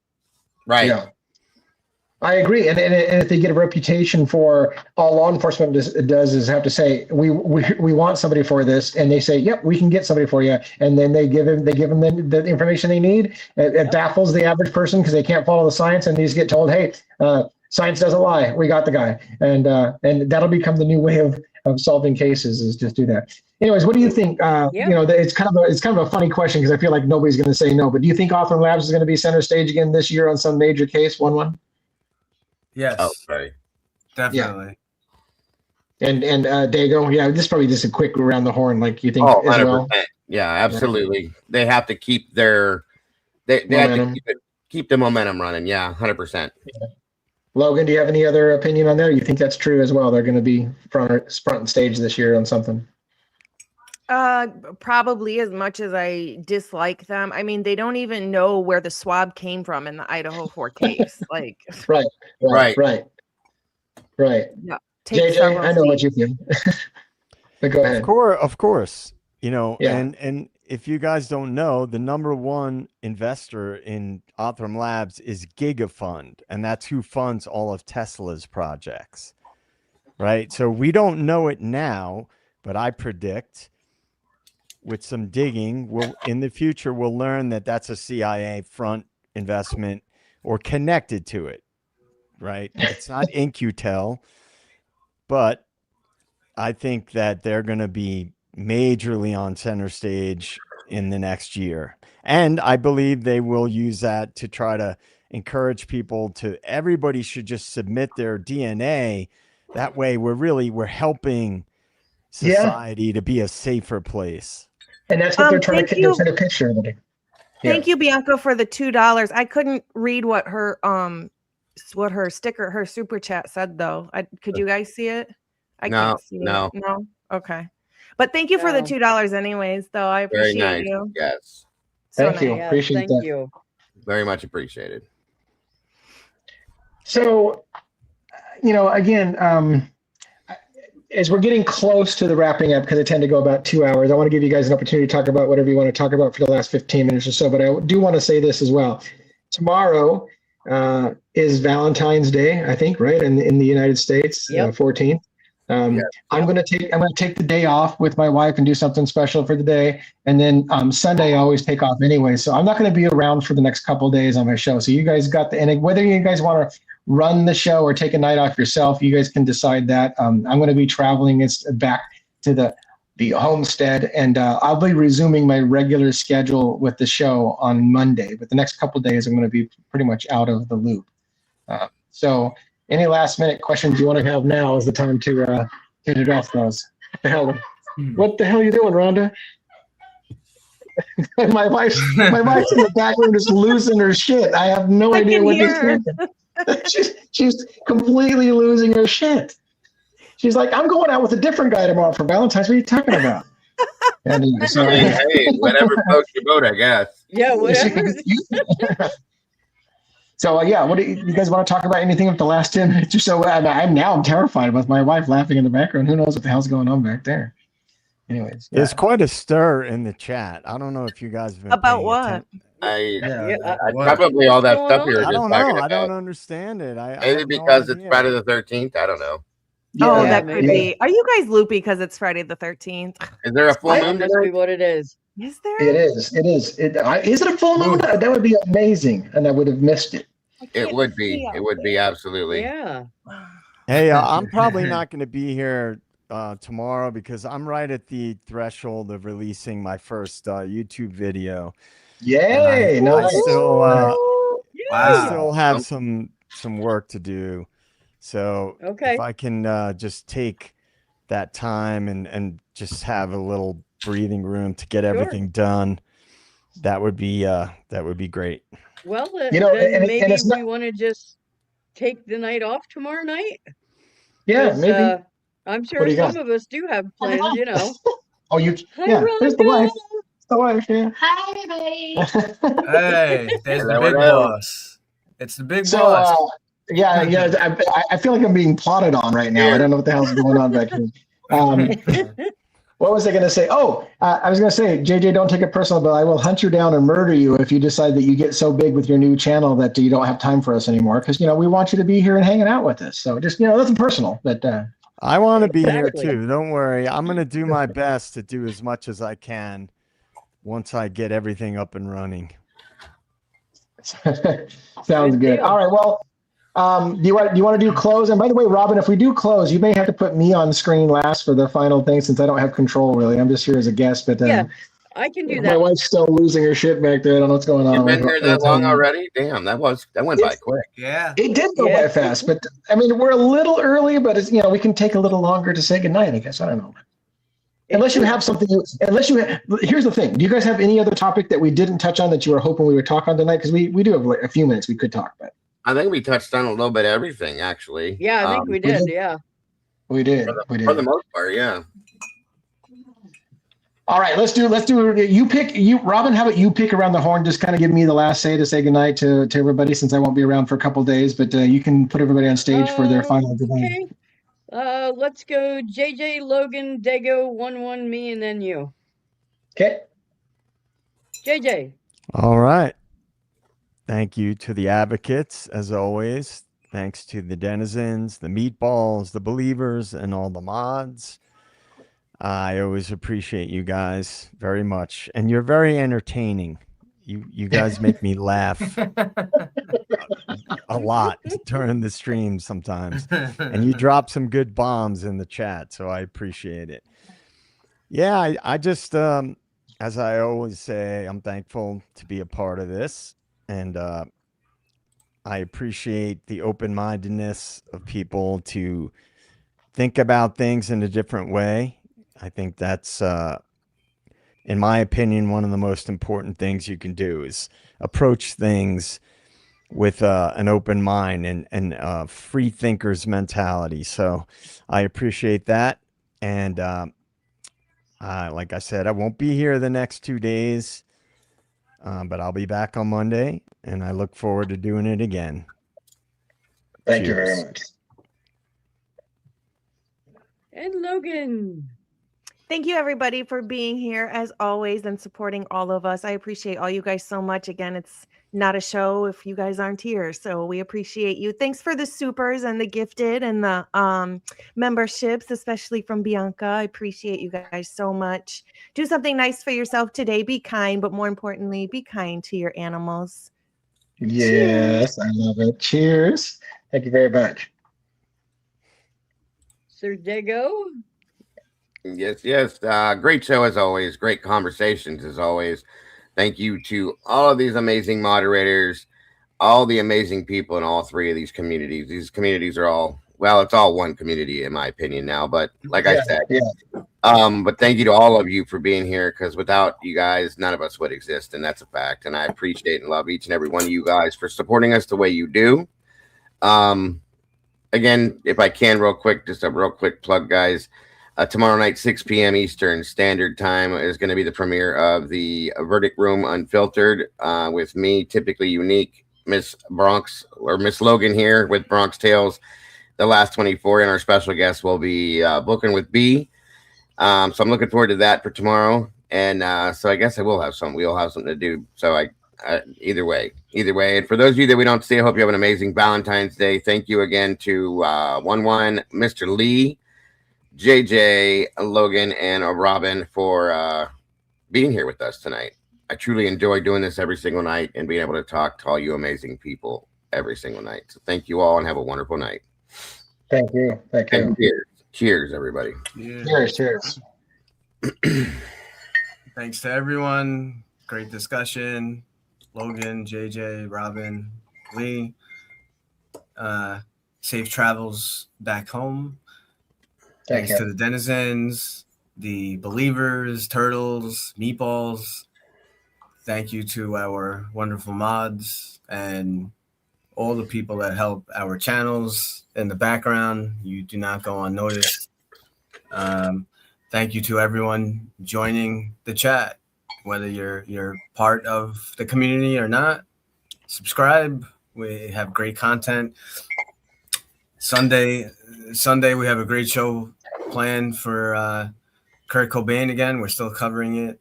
Yes. Robin will give a little more detail on that. And tomorrow is Valentine's Day. So, as Logan says, be kind to your animals and all that.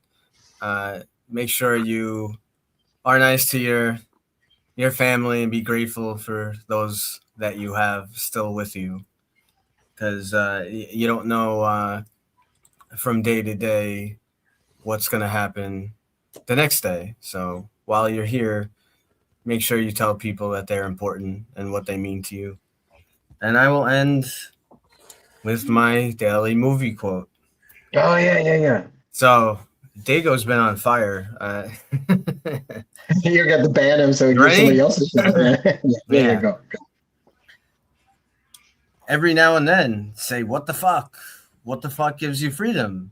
Freedom brings opportunity. Risky business. Risky business. Yeah, you bet. Risky very business. Good, yeah. Very good. What the fuck, Joel? What the fuck? There you go. Porsche. I had no idea. Substitute. Right, no substitute. Yeah. I absolutely hate Tom Cruise, so that's probably why I didn't know. Me too. That's He's not my favorite either. It wasn't his line. To be fair, it wasn't his line. So yeah. Well, I try to avoid any movie that he's in too. So Yeah. Me too. Gotcha. Well, thank you to each and every one of you for coming out as always. And we couldn't do what we do without you. And I'm rhyming. I'm a poet. And yes, I know. Very cool. But anyway, yeah. So thanks for all the gifts, the super chats. And these conversations are so important.